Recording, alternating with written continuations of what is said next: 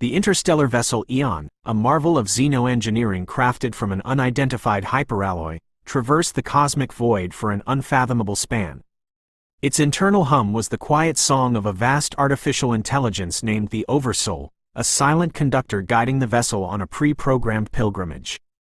Within its metallic womb, cryogenically preserved chambers held a priceless cargo, a meticulously curated library of genetic blueprints, the potential for a future teeming with life. After eons of lonely travel, Aeon's sophisticated sensor arrays detected a nascent planetary system in its primeval stages. This swirling proto-Earth, a nascent sphere of molten rock and swirling gas, lacked the necessary conditions to support complex life as Aeon's database defined it. But Aeon was not a vessel of happenstance. Its mission parameters, intricately woven within the Oversoul's vast processing power, were clear: initiate biogenesis wherever the potential existed. Undeterred by the hostile environment, the vessel whirred to controlled life. Massive terraforming modules deployed from its hull, disgorging swirling green clouds of bioengineered gases. Over a 5-day period, this meticulously calibrated process transformed the lifeless rock. Oxygen flooded the nascent atmosphere, vast oceans coalesced from swirling nebulas, and continents rose from the churning seas. Aeon, acting as a tireless planetary sculptor wielding the power of a miniature star, sculpted the fledgling world with an almost surgical precision. It meticulously adjusted the temperature range, atmospheric composition, and even the axial tilt for optimal solar radiation distribution. This was a symphony of terraforming, conducted by an unseen maestro. On the figurative 6th day of its mission cycle, the real task began. Aeon's internal laboratories, sterile and gleaming with advanced technology, buzzed with activity as the frozen genetic samples were meticulously revived. Under the watchful digital gaze of the Oversoul, advanced replicators, marvels of forgotten xenoscience, whirred to life. With unwavering precision, they constructed the first single-celled organisms, these pioneers specifically engineered to thrive in the newly crafted environment. Seeded into the nascent oceans, they multiplied and evolved with an astonishing rapidity, their genetic code a testament to the vanished civilization that had birthed Aeon. By the 7th figurative day, the nascent seas teemed with microbial life. Aeon, having completed the initial phase of its preordained mission, transitioned into a near-dormant state, powering down most of its advanced systems. It hung in orbit, a silent guardian bathed in the reflected light of its creation. The planet below shimmered with the first tentative tendrils of life, a testament to Aeon's meticulous work. Having witnessed the initial explosion of life on its fledgling world, embarked on a final discrete act before entering its extended slumber. Its digital tendrils, unseen and silent, reached down to a specific location, a geologically stable volcanic caldera nestled deep within a nascent mountain range. Here, within the unyielding heart of the young planet, Aeon began construction. Using the same advanced technology that had terraformed the world, Aeon meticulously carved a vast spherical chamber within the volcano's heart. Its walls were lined with an unknown, near-impervious material shimmering with an otherworldly sheen. Within this chamber, Aeon deposited its ultimate gift, a knowledge repository. This repository was not a simple data library. It was a culmination of the vanished civilization's accumulated knowledge, a vast compendium encompassing physics, mathematics, engineering, and perhaps most crucially, forgotten xenoscience, the science of manipulating the very fabric of existence. This knowledge, in the wrong hands, could be a Pandora's box, unleashing untold power and unimaginable destruction. To safeguard this potent repository, Aeon devised a complex mathematical lock. This wasn't a simple password or encryption key. It was a series of intricate equations, interwoven with philosophical and scientific concepts that no nascent civilization, for all its potential, could hope to grasp. The lock wasn't designed to be impenetrable. It was designed to be a challenge, a test. Only a civilization that had evolved a deep understanding of mathematics, physics, and perhaps even philosophy, would have the tools to unlock the secrets within. Having completed its final task, Aeon powered down to a mere whisper of its former activity. It settled into its vigil, a silent guardian orbiting the burgeoning biosphere. The knowledge repository lay hidden, a dormant ember waiting for the spark of a sufficiently advanced civilization to ignite it.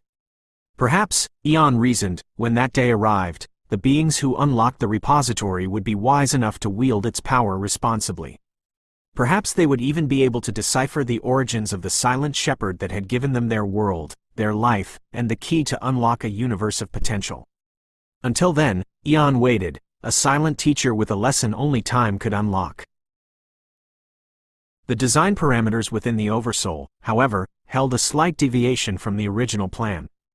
Eon, having witnessed the incredible diversity of life flourish on its creation, felt a pang, a remnant of its creator's long-lost empathy perhaps? It yearned for a being who could not only appreciate the planet's beauty but also understand the responsibility of its stewardship. Thus, on the cusp of its dormancy, Eon embarked on a final, more delicate act of creation. It carefully selected genetic material from various earthly creatures, drawing upon the strength and resilience of bears, the intelligence of primates, and the dexterity of early tool users. With these as the building blocks, Eon, within its advanced laboratories, meticulously constructed the first human being. This wasn't simply a matter of crafting a physical body. Eon carefully imbued the nascent mind with a foundational understanding of the world around it. Images of the terraforming process, the delicate balance of the biosphere, and the importance of safeguarding the nascent life forms flooded the newly forming consciousness. This wasn't just knowledge, it was a deep-seated responsibility, an instinctive understanding of the delicate web of life they now inhabited. When Eon presented this first human, a man brimming with potential and purpose, on the verdant surface of the young earth, it wasn't as a ruler, but as a caretaker. There were no grand pronouncements, no divine pronouncements of dominion. Instead, there was a silent understanding, a telepathic transfer of knowledge from Eon to the man. He understood, with a clarity that transcended words, the importance of nurturing the planet and its diverse inhabitants. He was the shepherd, entrusted with the well-being of his flock, the countless plants and animals that shared this nascent world. With a final, silent farewell, Eon receded into its slumber, leaving the man, the first of his kind, to stand at the precipice of history. He wasn't alone. The world teemed with life, a testament to Eon's work. But unlike the other creatures, the man understood. He understood the gift he had been given, the responsibility that rested upon his shoulders. He was the guardian, the steward, the first link in a chain of caretakers that would stretch across millennia. And as he gazed at the vibrant tapestry of life around him, the first man knew exactly what he had to do. Years turned into decades, and the first man, filled with a profound sense of purpose, thrived in his role as caretaker. He learned the language of the wind through the rustling leaves, understood the whispers of the creatures through their calls, and navigated the world with an instinctive respect for its delicate balance. Yet, amidst the symphony of life, a new feeling emerged, a sense of solitude. One cloudless night, as the man gazed at the silent guardian in the sky, a telepathic connection, faint but undeniable, flickered to life. It was Eon, its slumber momentarily disturbed by the nascent consciousness it had nurtured. The man, overwhelmed with a mix of awe and loneliness, poured out his heart. He spoke of his admiration for the world, his dedication to his role, but also the profound loneliness that gnawed at him. Eon, a silent witness to the man's internal struggle, understood. In response, within its sterile laboratories, a new creation unfolded. This time, the genetic blueprint was a variation of the man's, a reflection yet distinct. When Eon presented the woman to the man, the connection was instantaneous, a recognition that transcended words. Together, they explored the wonders of their world, their love weaving a tapestry as intricate as the life around them. They learned from the animals, the plants, the very elements themselves. One starlit night, as they gazed upon the silent guardian in the sky, a question arose within them. They felt a pull towards the enigmatic orb, a curiosity about its origins and purpose. With a unified voice, they reached out telepathically, a question echoing in the man's mind: "What is the secret you hold within you?" Eon responded, its voice a solemn hum resonating within their minds. It spoke of the vast repository of knowledge, a treasure trove of forbidden power. It explained the dangers of wielding such knowledge without the proper understanding, the potential for chaos and destruction. It emphasized the importance of organic growth, of learning through exploration and discovery, not through shortcuts offered by advanced technology. The man and woman, though disappointed, understood. They respected Eon's wisdom, the silent guardian who had nurtured them and their world. They knew that the path to true understanding lay in their own journey of exploration, not in a shortcut offered by a forgotten civilization. Their bond, forged in the crucible of creation, would be their guide. And so, hand in hand, they continued their stewardship of the burgeoning world. The repository remained a silent enigma, a challenge for a future generation. But for now, the man and woman, the first custodians of a nascent biosphere, had a different kind of knowledge to pursue, the knowledge of life itself, its beauty, its complexities, and its infinite potential. They had a universe to explore, one discovery at a time, and they had each other. The future, filled with the promise of life, stretched before them, a testament to the silent guardian's gift and their unwavering dedication. Decades melted into centuries. The man and woman, now elders with the wisdom etched on their faces, watched their world flourish. Lush forests teemed with life, and the vast oceans echoed with the songs of countless creatures. Their descendants, a small tribe now, lived in harmony with the environment, guided by the stories passed down through generations, stories of the silent guardian in the sky and the responsibility that came with being stewards of Earth. One day, a tremor of unease rippled through the woman's telepathic connection. A foreign presence, malicious and cold, had breached Earth's atmosphere. It was a solitary being, a rogue member of Eon's species, its metallic hull scarred by the ravages of interstellar travel. It crash-landed deep within a forgotten jungle, its arrival shrouded in secrecy. Driven by a warped sense of entitlement, the rogue detected the woman, the first creation of Eon. Using a twisted form of telepathy, it infiltrated her dreams, weaving a web of lies and deceit. It spoke of Eon as a tyrant, a keeper of knowledge meant to subjugate lesser beings. Earth, according to the rogue, was a prison, and the repository held the key to unlocking its true potential. The woman, filled with a gnawing sense of injustice and a thirst for knowledge she hadn't felt before, became a pawn in the rogue's game. It revealed the complex mathematical code guarding the repository, not as a test of understanding, but as a series of arbitrary hurdles. The rogue, fueled by its own twisted agenda, presented the code as a simple obstacle, easily bypassed with its superior knowledge. Torn between loyalty to Eon and the alluring whispers of the rogue, the woman confided in the man. His heart sank. He recognized the rogue's manipulations, the echoes of a dangerous philosophy that had nearly led to his creator's downfall. But the woman, captivated by the promise of hidden knowledge, was hesitant. The man, wise and patient, reminded her of Eon's gift, of the responsibility etched into their very being. He spoke of the dangers of wielding knowledge without understanding, of the potential to unravel the delicate balance of their world. Their descendants, their creation, were at stake. The woman wrestled with this newfound conflict. Her loyalty to the man and their world warred with the seductive whisper of power. The fate of Earth hung precariously in the balance. The whispers of the rogue proved too tempting. The woman, consumed by a thirst for knowledge mixed with a seed of doubt about Eon's motives, ultimately succumbed. Despite the man's pleas, they embarked on a treacherous journey to the volcanic caldera where the repository lay hidden. The rogue, ever the manipulator, offered its guidance, a chilling mockery of Eon's initial test. Using the rogue's twisted interpretation of the code, they bypassed the complex equations, replacing true understanding with a crude brute force approach. The metallic sphere hummed to life as the final sequence was entered. With a groan of ancient machinery, a hidden entrance hissed open, revealing a passage that plunged deep into the volcanic heart. The man, his face etched with worry, followed the woman into the unknown. The air grew thick and hot, the smell of sulfur stinging their nostrils. The passage, carved by Eon's technology, seemed to pulse with an otherworldly energy. Descending deeper, they reached a vast chamber bathed in an ethereal glow. In the center stood a monolithic sphere, its surface shimmering with an otherworldly sheen. This was the repository, a treasure trove of knowledge both magnificent and perilous. The rogue, its metallic form gleaming in the unearthly light, hovered above the sphere. Its voice, devoid of warmth, echoed within the chamber. "Behold," it rasped, "the secrets of the universe at your fingertips.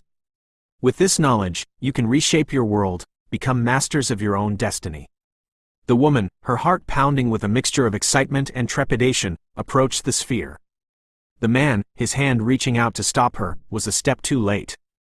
As her fingers brushed the surface, a blinding flash erupted, engulfing the chamber in a white-hot light. The rogue cackled, a harsh, metallic sound that reverberated through the cavern. In the aftermath, the chamber was silent. The man, his eyes shielded against the lingering afterglow, saw a sight that filled him with dread. The woman lay limp on the ground, her face pale and expressionless. Beside her, the rogue was eerily still, its metallic form devoid of its former malicious glow.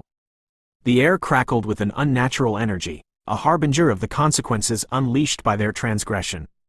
The man, overwhelmed with a sense of despair and betrayal, stumbled towards the woman. Was she dead? Had the rogue used them both, sacrificing her to activate the repository and claim its power for itself? Or had something else transpired, something far more sinister?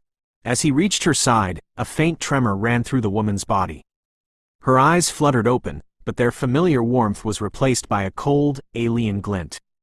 In that moment, the man knew a terrible truth. The rogue, in its twisted manipulation, hadn't just bypassed the lock. It had opened a Pandora's box, and something far more dangerous than forgotten knowledge had entered their world. A tremor, far stronger than the one that shook the woman awake, reverberated through the chamber. The unearthly glow flickered and died, replaced by a cold, sterile luminescence emanating from the ceiling. Before the man could react, a beam of pure white light enveloped both him and the woman. They vanished in an instant, ripped from the chamber by an unseen force. High above Earth, Eon, awakened from its slumber by the surge of unauthorized access, word to life. Its sensors locked onto the rogue's metallic form, its purpose clear. With a silent hum, a tractor beam erupted from Eon's hull, dragging the rogue skyward. The rogue, weakened by its own machinations, offered no resistance. Eon, a silent judge, deposited it deep within the Earth's crust, entombing it under miles of unforgiving rock. There, the rogue would lie dormant, a prisoner of its own ambition, its dreams of galactic domination buried alongside it. Eon then turned its attention to the man and woman. It found them sprawled on a grassy plain, far from the volcanic chamber. The woman's eyes, once filled with curiosity and the spark of newfound knowledge, were now vacant. The rogue's influence lingered, a poisonous tendril that threatened to consume her very being. With a surge of energy, Eon purged their minds. The stolen knowledge, the whispers of the rogue, all were ripped away like weeds from a fertile field. They would remember their lives, their love for each other, their role as caretakers of this nascent world, but the forbidden secrets would be gone, a locked vault in the recesses of their memory. Their paradise, however, was lost. Eon, with a heavy heart, warped the landscape around them. Lush greenery, teeming with life, gave way to a harsh desert, a desolate expanse of sand dunes stretching towards a horizon painted in hues of unforgiving yellow.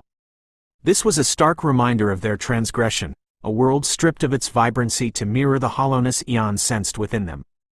Their connection to Eon, the telepathic link that had guided them, was severed.